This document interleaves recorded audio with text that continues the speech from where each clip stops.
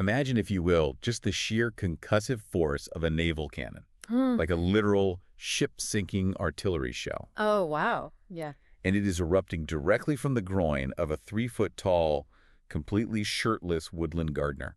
It sounds like a crude joke. Right. It sounds like something some kid scrawled on the back of a middle school notebook.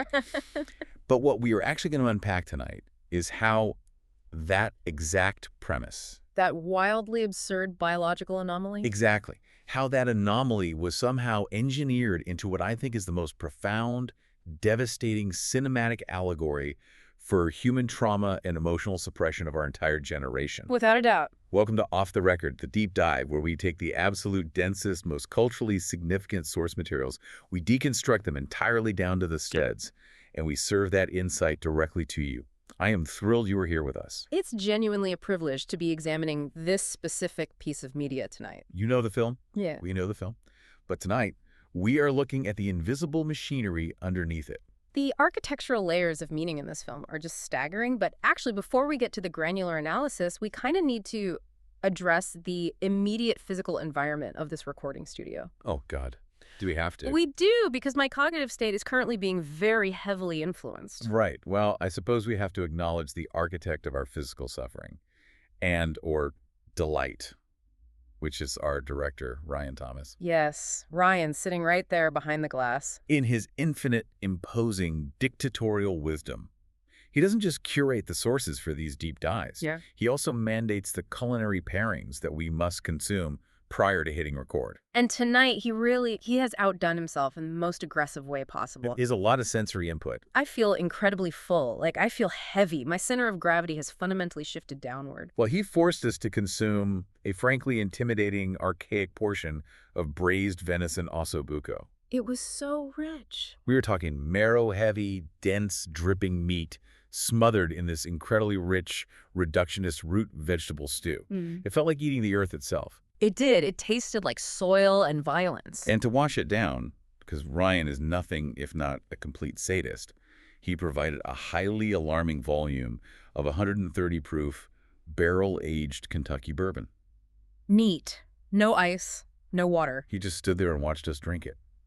He claimed it was to, and I'm quoting him directly here, match the earthy, volatile, combustible weight of the source material. Which is such a Ryan Thomas thing to say. Always so heavy-handed, always so, firmly in control of everything we do. Sometimes I look at him and just think, what an absolute controlling shithead. I mean, he's very deliberate. But then, he pours the bourbon and you see the flex in his forearm, the way the tendons grip the glass.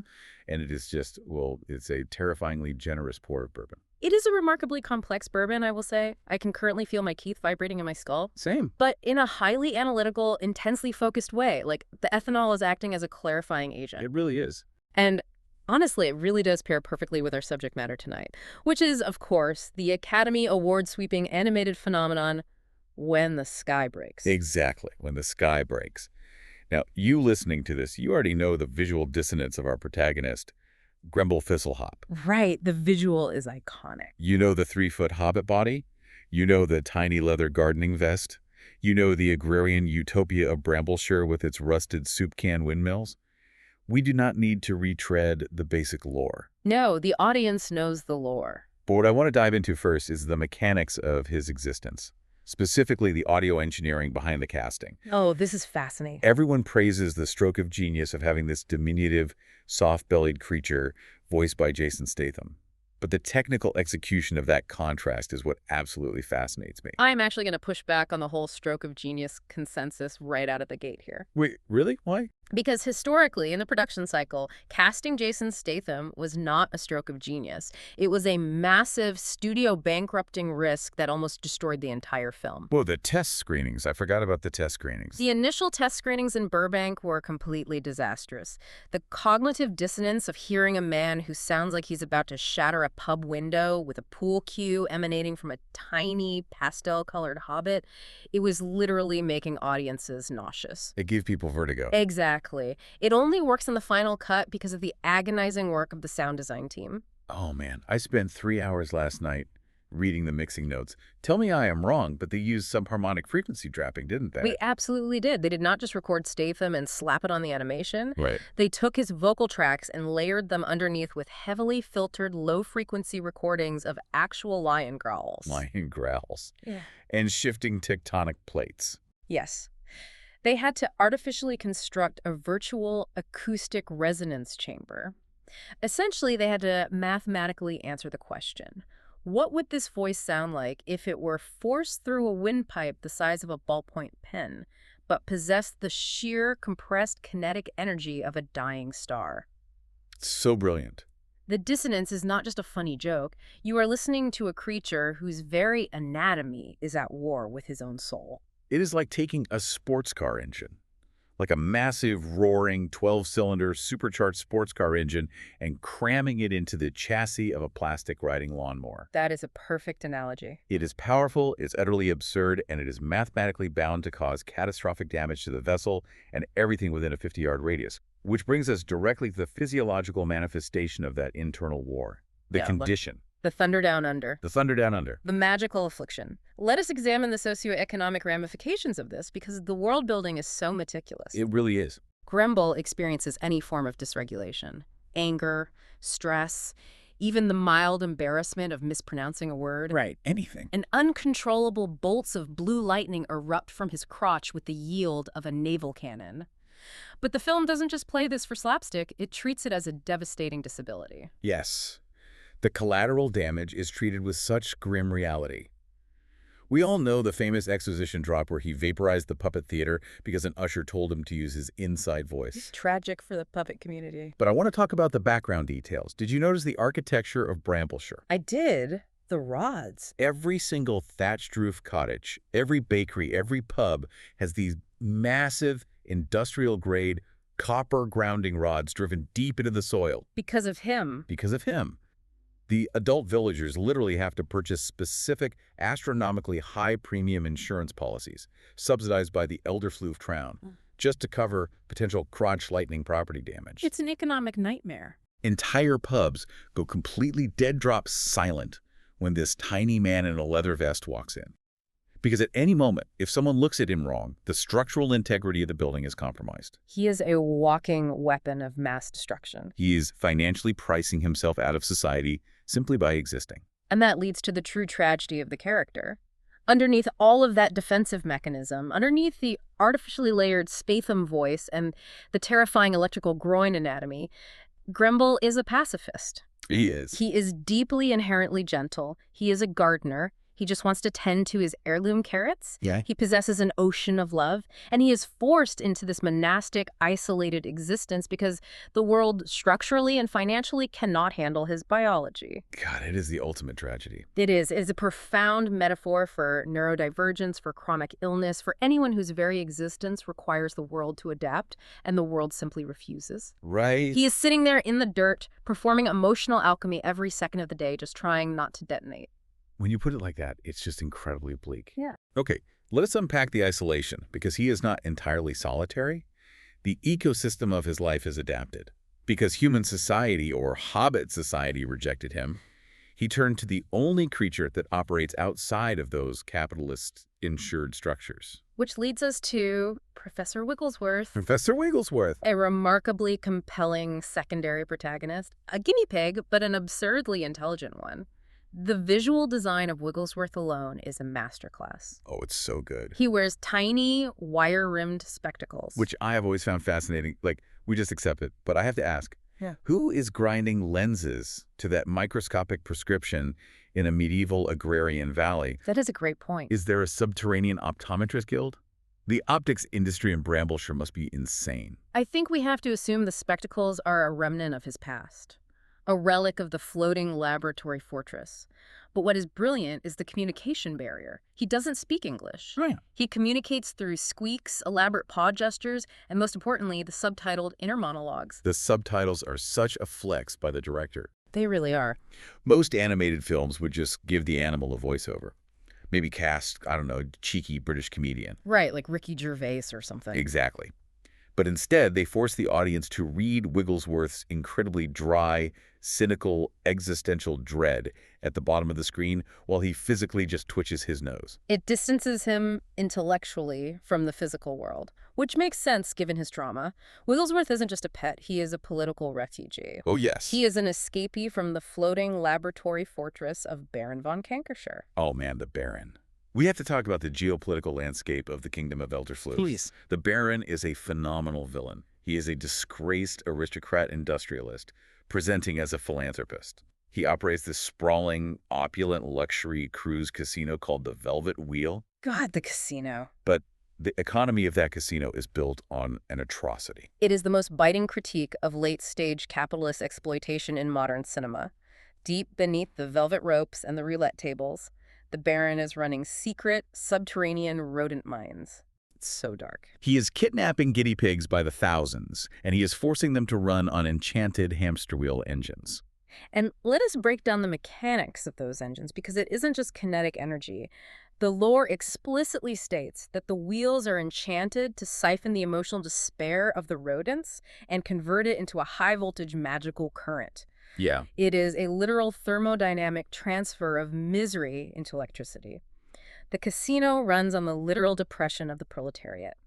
Sorry, I am taking another sip of this bourbon. It's a lot. It is incredibly hot going down. But thinking about the wheel mechanics just makes me profoundly, deeply sad. They are just little guys, you know. The guinea pigs, they have families, they like celery, they probably have little intricate social hierarchies, and they are down there in the dark, running in circles until their little hearts give out, their despair being siphoned off to power the flashing lights of the bourgeoisie's slot machines. It is genuinely tragic. It is sick. It is a sick, extractive economy. It really is. And the Baron oversees it all with the voice of a Shakespearean snake oil salesman. He is this furry little tyrant, dripping with charisma and malice. So this brings us to the inciting incident of the film, the abduction. Right. The rainy evening in Brambleshire.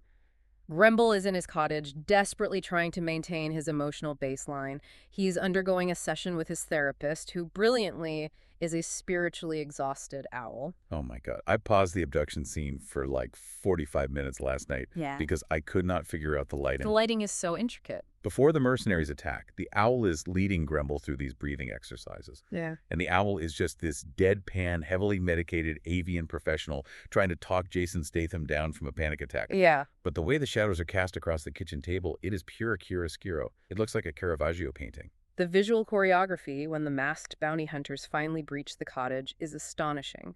The lighting abruptly shifts from warm hearthfire tones to stark, surgical moonlight and flashing blue electrical bursts. The kinetic animation. It's flawless. You have electrified soup flying across the kitchen, freezing midair as the frame rate artificially drops.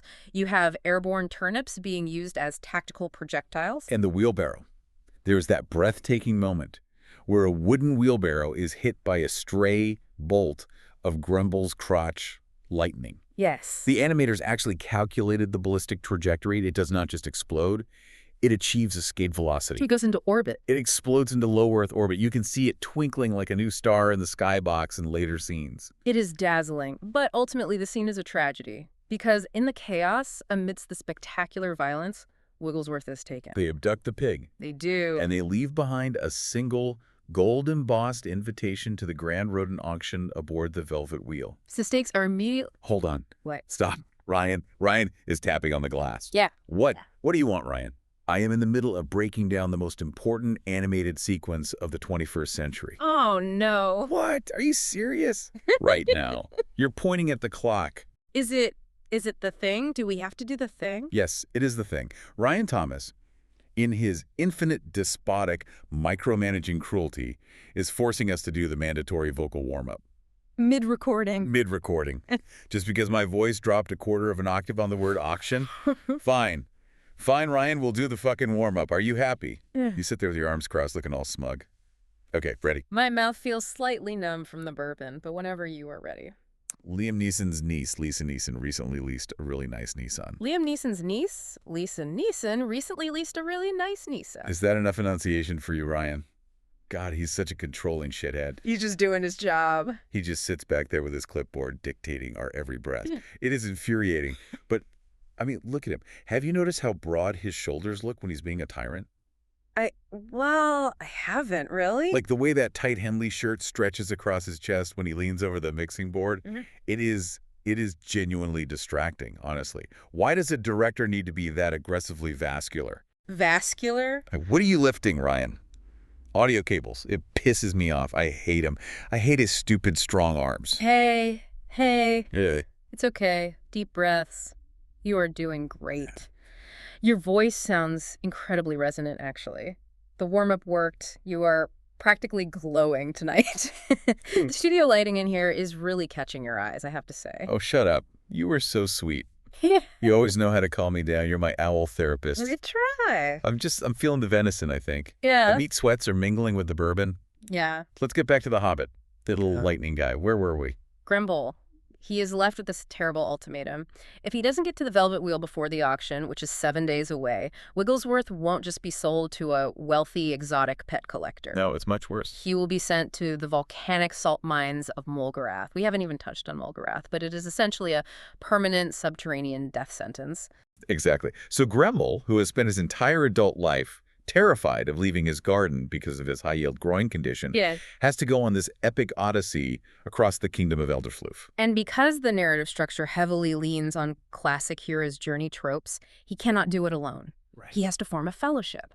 And what a beautifully dysfunctional fellowship it is. It really is. Okay, let's run through the crew. First, you've got Buttercup McFizzle, a wildly optimistic raccoon mechanic, and she pilots these incredibly dangerous illegal airships that run entirely on fermented jam. Fermented jam. Which I have to say is profoundly relatable to me right now because I feel like I'm currently operating exclusively on fermentation. This bourbon is basically rocket fuel. I can feel my heart beating in my teeth. I can literally feel my blood converting to sugar and fire. It is a lovely, terrifying warmth. It is. But Buttercup, let's talk about the thermodynamics of the fermented jam engine. The animators actually consulted with aerospace engineers to design an intake manifold that could theoretically combust high-sugar fruit preserves. She provides the transportation, but she also provides the crucial, often grating element of relentless, unearned hope. And then there is Sir Dingleford. Dingleford, the washed-up knight. He's under a curse that makes him permanently resemble a decorative garden gnome. Yes. It's such a brilliant visual gag, but let's talk about the physical mechanics of that curse. Yeah. His armor isn't metal, it's ceramic. Ceramic. You can hear the awful scraping friction of ceramic joints grinding against each other every time he draws his sword. Yeah. It is degrading for a former warrior to sound like a teacup dragging across a saucer. It strips him of his dignity. The sound design there is immaculate. And then, of course, there is Marjorie. Oh my God, Marjorie. Listen to me very carefully. Marjorie is a grandmother badger. She carries a floral knitting bag, she wears reading glasses on a little chain, but she only communicates exclusively in ancient, blood-curdling war chants. So visceral. She doesn't speak conversational English. Yeah. She just screams for the blood of her enemies and the rending of their flesh. Marjorie is a badass cunt. She is. I'm sorry, but she is. She is the definitive, ultimate pinnacle of character design. She is my personal hero. If I could be any character in cinematic history, it would be a badger who knits cardigans and screams about slaughtering the bourgeoisie. Her absolute unwavering commitment to extreme violence is actually deeply inspiring in a world defined by systemic oppression. Exactly. But for me, the heart of the group, the character that absolutely destroys me emotionally is Carl. Right, the giant. Carl. He's a giant. He's 50 feet tall. He's massive. But he is so emotionally sensitive. Yeah, he really is. His only dream in this entire brutal, uncaring world is to become a competitive ballroom dancer. But he can't because he's a giant. He steps on people. The physics of his own body betray the poetry of his soul. It's a sad juxtaposition. His mass is a prison. It's so unfair. Hey, are you tearing up? Your eyes are really glassy. It's just, Carl tries so fucking hard. He practices his little waltz routines deep in the forest all by himself, and he accidentally crushes the ancient pine trees. And he cries because he hurt the trees. He just wants to waltz. He just wants to be light on his feet, to float across a mahogany floor, to be held. And I feel like, God, the bourbon is making me so honest. Let it out. I feel like I am Carl, you know? What do you mean? Like, we all just want to waltz through life, right? We want to be graceful in love, but we're so clumsy. I'm so clumsy. I just end up breaking the things I love. No, you don't. I look at my life and I look at my past relationships and I'm just a giant in the woods, stepping on trees, begging someone to teach me the foxtrot. Oh, sweetie. No, don't cry. You're not crushing trees. You're having a moment. I think we're both having a moment. I'm sorry. The alcohol is bypassing our prefrontal cortexes. Let's just wait. Oh, fuck. Ryan is doing the thing with his hand again. The Hamden thing. The wrapping it up motion. Yeah. The aggressive circular finger pointing. The plug. I forgot the corporate plug. We have to do the plug, or he'll withhold our pay. I know. Listen to me, you. Yeah, you, the listener out there floating in the digital ether. We got to plug the YouTube channel. Yes. It's a corporate mandate from the broad-shouldered, incredibly vascular overlords behind the glass. Go to HAM-OTR. That is HAM-OTR. It is the official channel for Off the Record. Like and subscribe, you cowards. Do it. Validate our fleeting existence. Please subscribe. Please, I'm begging you. If you don't subscribe, we don't exist. The metrics are the only thing that prove we are real people. Yeah. Our subscriber count is the only tangible evidence that our voices matter in this vast, echoing void of content. Okay, you are spiraling. Let's reel it in. Yeah. We are doing a deep dive. We are professionals. We are analyzing a masterpiece of cinema. We have notes somewhere. Notes. Yeah. Wait, what the fuck are we talking The about? giant, Carl. You were crying about the giant because of your ex. Yeah. Right. Because Jeremy told you that you were emotionally cumbersome when he broke up with you. He did say that. Which, by the way, is a ridiculous, pretentious thing to say. Jeremy is a piece of shit as a noun. He's just a shit. He was intimidated by my depth. He said my feelings were too heavy. Exactly. He couldn't handle your waltz, babe. You are a ballroom dancer of the soul, and Jeremy has 2 left feet and a hollow chest cavity. Thank you. Okay, let's reset. We need a palate cleanser. Taking a breath. Sip of bourbon. Oh, sweet Jesus, that burns like battery acid. It really does. Okay, let's move from the mechanics of the adventure to the actual emotional core of the film. We need to dissect the carnival sequence. Right. The sequence officially titled The Storm Within. Yes, this is it. This is the centerpiece of the film. It's a 12-minute, nearly wordless montage right at the end of the second act. They arrive at a dilapidated, moonlit carnival on the absolute fringes of the kingdom. Such a moody setting. And Gremble, the sheer anxiety of the journey, the terror of the open world, the fear of losing Wigglesworth forever, it all just boils over. The pressure cooker cracks. He has a full-blown, undeniable panic attack. The animation here, it's a masterstroke. The director, Silas Vance, made an incredibly bold choice. They entirely abandoned the hyper-realistic 3D rendering. The depth of field collapses, and the animation physically transitions into these fluid, bleeding watercolor styles. The hard lines of the characters dissolve. It's so jarring, but so beautiful. It is perfectly synchronized to this haunting orchestral folk ballad. I think they brought in a banjo player to duet with a cello, but the visuals just bleed into one another. The specific hue of cerulean blue they use for the lightning is actually a historical nod to the pigment used in 19th century psychiatric wards to calm patients. Wait, really? That's insane. The color itself represents the total collapse of Gremble's internal boundaries. A lightning, the crotch lightning.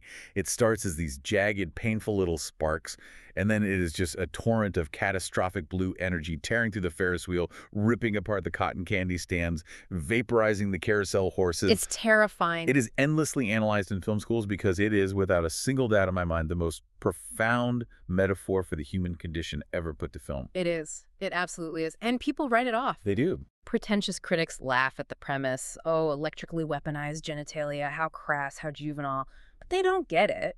They are blind to the allegory. They are. The lightning is uncontrollable emotion. It's the raw, unrefined ore of the human soul. It's anger. It's the profound shame we swallow every day. It's the grief we refuse to process. Say it louder. If you suppress it, it builds up in your root chakra, quite literally, in his physical case. Yes, the root chakra. The root chakra governs security and survival, and his is constantly under threat. And when you compress that energy, it causes massive, indiscriminate destruction. Exactly. It's so profound. It's the truest thing I've ever seen on a screen. I can't process shame. I am just like Grimble. If my emotional repression was visible to the naked eye, my crotch would be a Category 5 thunderstorm 24 hours a day. Oh my God. I would vaporize everything around me. I try so hard to keep it in, to be a good person, to be quiet, to not be a burden, but the lightning is there. It's always there humming. Oh my God, you are a beautiful, tragic genius. Do you know that? Yeah. You have such a brilliant, incandescent mind. The way you connect the cinematic text of a 3D animated Hobbit to your own root chakra, it is astonishing. Give me your hand. Okay. Seriously. Reach across the table. You're amazing. You're doing such a good job. You really think so? My head is swimming. You're the smart one. You're the one who sees the structural integrity of the narrative. You see right through things. You see right through the bullshit. You see right through Ryan Thomas. I do see through him. I see right through his little proprietary clipboard and his stupidly perfect, impossibly sharp jawline. I just want to bite his jawline. Just a quick, sharp bite, just to see if he'd flinch. Do you think he'd flinch? Or do you think he'd just stare at me with those dead, authoritative eyes? I think he would be terrified of you. In a deeply erotic, profoundly good way. I hope so. Whatever. Let's wait. We're losing the plot. We're off the map. My tongue feels like it's made of felt. Felt, yeah. What was I saying? We were at the carnival. The Ferris wheel exploded, but then, the fucking pig. The guinea pig. We left Wigglesworth on the boat. We have to analyze the B plot. Yes. We cannot ignore the macro-political narrative, the velvet wheel. While Grimble is having his expressionist watercolor panic attack, we cut back to Professor Wigglesworth deep in the bowels of the casino. Right. And this is where the movie violently shifts genres and turns into a high-stakes political thriller. Wigglesworth is thrown into the rodent mines. He is strapped to the enchanted hamster wheels. But he doesn't break. He doesn't. The despair siphoning magic doesn't work on him because his intellect protects him. He organizes. He takes these thousands of broken, exhausted, spiritually dead guinea pigs, and he starts a revolution. It's incredible cinema. He radicalizes the entire labor force in a montage that lasts maybe 3 minutes but carries the weight of a documentary. They form a tiny, highly efficient revolutionary movement. They do. The animators gave them miniature battle armor fashioned out of discarded casino tokens. The attention to detail is staggering. The way the gold foil of a high roller chip reflects the ambient light of the mines. And their weapons? The sharpened toothbrush spears. Okay, stop right there. Halt. Because I have been thinking about this specific detail for 3 consecutive days, and it is driving me insane. The toothbrushes. The sharpened toothbrushes. Mm. I am intensely, unhealthily invested in the logistical mechanics of this. How are they sharpening the toothbrushes? Well, Guinea pigs do not have opposable thumbs. They have little, padded, useless paws. What is the friction mechanism? Are they chewing them to a point with their incisors? Because the plastic would splinter and cause internal bleeding? But the similar... Are they rubbing them against the enchanted hamster wheels? Because if they are rubbing synthetic plastic against a magical thermodynamic energy source, that would create a toxic fume. It's a glaring plot hole. It breaks the reality of the film. You are missing the forest for the trees. You are getting bogged down in the hyper-literalism. But the thumbs. The physical mechanics of the pot of plastic friction don't matter. It is the ideological victory that matters. It is literally Marx, but with fur. Marx with fur. Okay. Wigglesworth is telling them they have nothing to lose but their chains, or in this case, their wheels. Wigglesworth is a hairy, bespectacled Lenin. He is leading the proletariat against the bourgeoisie casino owners. Right, right. The toothbrushes are a symbol of reclaiming the tools of their own domestication to overthrow the oppressor. You're right, you're right. I'm getting completely bogged down in the thumb logistics. The bourbon is making me fixate on minutia. I apologize. It's okay. The point is, the uprising is simmering, ready to boil over, just as the Grand Rodent Gala is beginning on the main casino floor above them. It brings us to the infiltration sequence, the heist. Yes. Grumble and the crew Buttercup, Marjorie, Sir Dingleford, and Carl, they managed to sneak aboard the Velvet Wheel by hijacking a supply tender. And their method of blending into a casino filled with high society. They dress up as a jazz band. It is the most absurd, mathematically impossible disguise. It makes no sense. You have a 3-foot hobbit, a 50-foot giant, a badger in a cardigan, a raccoon, and a gnome knight whose joints sound like a screeching chalkboard. And they put them all in matching, tailored pinstripe suits.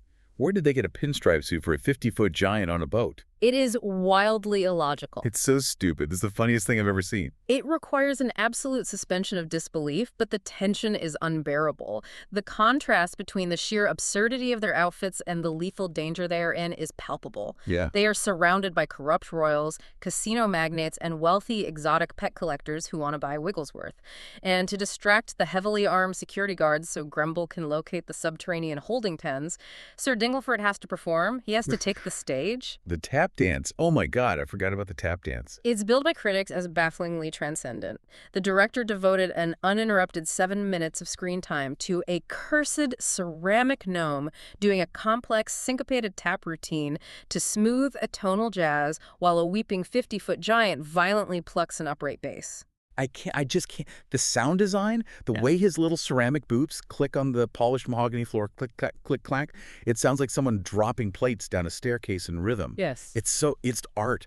It is high, unassailable art. It is a mesmerizing distraction, but it only buys them so much time. Right. Because then the Baron takes the stage and he reveals his master plan. The ultimate machine, the colossal rodent-powered storm reactor. Right, because the Baron is a visionary of evil. He isn't just auctioning off Wigglesworth for a quick influx of cash. He built this massive, terrifying machine right in the center of the casino to harvest Grumble's crotch lightning. He knows. He knows about the condition. He wants to trigger Grumble, lock him in the reactor core, and use his endless, explosive emotional dysregulation to power the entire kingdom's electrical grid forever. It's pure He exploitation. wants a complete privatized monopoly on energy, fueled entirely by a single hobbit's unresolved trauma. It is the ultimate horrifying commodification of mental illness. He is literally strip mining a panic attack for profit. It is the darkest commentary on how society treats the neurodivergent, not by curing them, but by finding a way to make their suffering profitable. It's chilling. And then before the trap can fully spring, all hell breaks loose. Yeah. The spectacular chaos ensues. The revolution bursts up from the mahogany floorboards. Of guinea pigs. Thousands of enraged guinea pigs clad in casino chip armor, wielding sharpened toothbrushes, flood the roulette tables. It's total, unadulterated anarchy. The tracking shots here are insane. So dynamic. You've got wealthy ballroom dancers dueling security guards. Yeah. Buttercup crashes her fermented jam airship straight through the stained glass ceiling, raining glass and burning fruit preserves everywhere. And amidst the chaos, Marjorie. Marjorie, the grandmother badger, encounters the Baron's head of security, who just so happens to be a fully grown, mutated swamp alligator in a tuxedo. Which is terrifying. And Marjorie, she doesn't even hesitate. She drops her floral knitting bag, screams an ancient guttural war chant that rattles the subwoofer, and she suplexes the alligator. She lifts him. A perfect Olympic form suplex into a 3-tier flowing chocolate fountain. She lifted a reptile, twice her body weight, arched her back, and drove its skull into liquid cacao. God, it was majestic. It was a beautiful display of physical power. I want Ryan Thomas to suplex me into a chocolate fountain. Wait, what? What? Nothing. I didn't say anything. I want him to come in here, rip these heavy headphones off my head, and just completely, utterly manhandle me into a decorative fountain. Is that wrong? Am Am I broken? I feel like the bourbon is stripping away my pretense. I am just speaking my absolute truth. I think you are just exploring the depths of your own internal velvet wheel casino. You are locating your own repressed desires. It's okay. We are in a safe space. We are scholars of the human condition. You're right. We are professionals. We are at the climax of the film, the narrative peak. We need to focus. Focus the lens. The emotional climax. It is so beautiful. Let me set the scene because my chest is tight just recalling it. Grumble is cornered by the Baron. The storm reactor is humming, pulling the ambient static electricity from the air. The tension is crazy. The Baron is taunting him, psychologically dissecting him, trying to make him angry, trying to make him explode so he can harvest the blast. And Grumble, he closes his eyes, and he finally, for the first time in his entire life, stops trying to suppress his anger. The hour therapist breathing exercises fail. The grounding rods fail. But instead of pushing the emotion down into his root chakra, Grumble opens his eyes and looks at Wigglesworth. He looks at his friends. He looks at Marjorie covered in chocolate. He looks at Carl. He looks at his friends bleeding and fighting for him. And he channels all that volatile, destructive energy, not through the lens of rage or shame, but through the pure, unadulterated prism of love. It's so beautiful. He loves his friends so much. He accepts who he is because they accept who he is. The visual transformation on screen is stunning. The animators pull out all the stops. The destructive, concussive blue lightning, it changes. It softens. The frequency shifts. It does. It turns into these radiant, glowing, undulating auroras. Hand-painted storybook textures projecting directly out of his pelvic region, illuminating the entire shattered ocean sky with these sweeping ribbons of pink and green and gold light. It is the most moving, triumphant thing in cinematic history. It is so profoundly, deeply beautiful to realize that you can just love your friends so much that your crotch literally turns into the northern lights. It's poetry. It's all we can hope for in this miserable life, to glow for the people we care about, to be a beacon of love instead of a bomb. You are glowing right now. We are glowing. It's the bourbon and the truth. The auroras overload the storm reactor. The machinery shatters under the weight of pure, unregulated affection. Yes. The captive guinea pigs are freed. The Baron is defeated, not by violence, but by the sheer, overwhelming power of emotionally regulated genital luminescence. Genital luminescence. It's a masterpiece. And the denouement gives everyone the peace they fought so hard for. Yes. Yes. Let's bring it home. The wrap-up. The falling action. The Baron, in a fitting karmic punishment, is stripped of his wealth and sentenced to community service at a newly funded guinea pig sanctuary in Brambleshire. He is forced to shovel the literal shit of the creatures he once enslaved. A Marxist victory.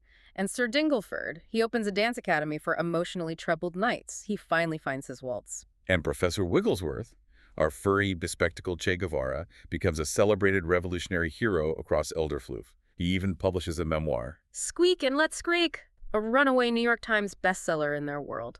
We have to touch on the real-world cultural impact of this film before we sign off, because it was seismic.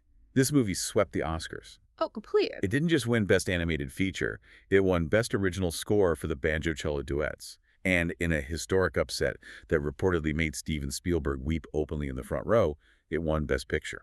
It deserved every single statue. It created a total paradigm shift in psychology.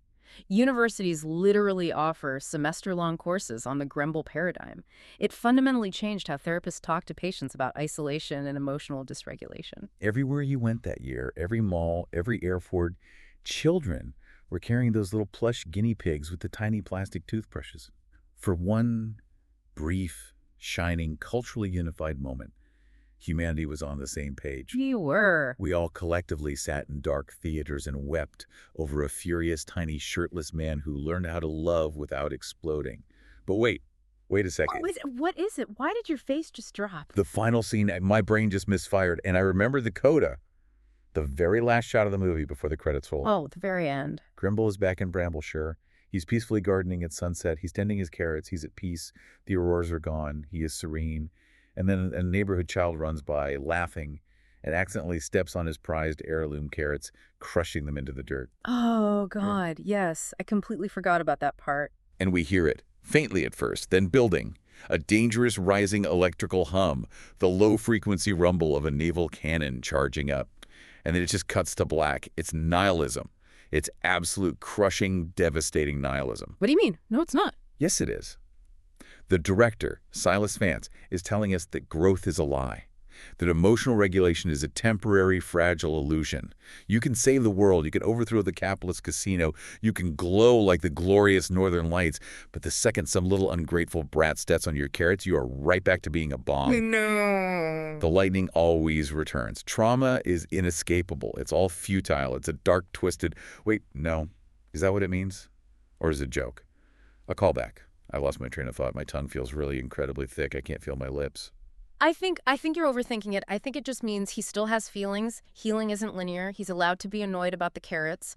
And that is okay. We all have feelings. We all hum sometimes. I'm so incredibly tired. My spine feels like jelly. Yeah. Healing isn't linear. That's good. Me too.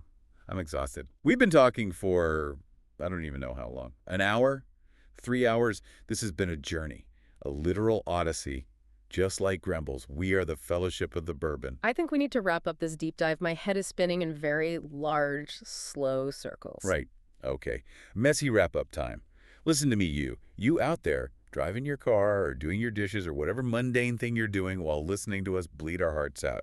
I want to leave you with a provocative thought. Something to chew on while you stare at your ceiling in the dark tonight. Be gentle with them. They didn't ask for this much truth. Look inward. Ask yourself the hard questions. Do you have a velvet wheel casino operating inside your own soul? Are there little enslaved guinea pigs of anxiety running on enchanted hamster wheels in your subconscious, just powering the flashing lights of your daily neuroses? Are you the baron of your own trauma? Think about that, you beautiful, sick freaks. That was really intense, but deeply accurate.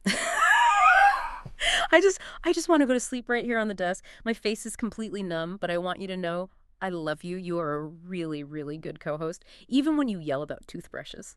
I love you too, you tragic, waltzing giant. We did good today. We did really good work. We uncovered the absolute cinematic truth. Now, if someone could just radio Ryan Thomas to come in here and carry my limp body to my car, I want to bite his stupid, perfect, aggressive jawline. Just one time, just a little nip to see if he's real. Tell him to bring the clipboard so I can bite that too. Shh. Just close your eyes. Let the bourbon take the wheel. Ryan, your shoulders are too broad for a deep dive director, Ryan. Yeah.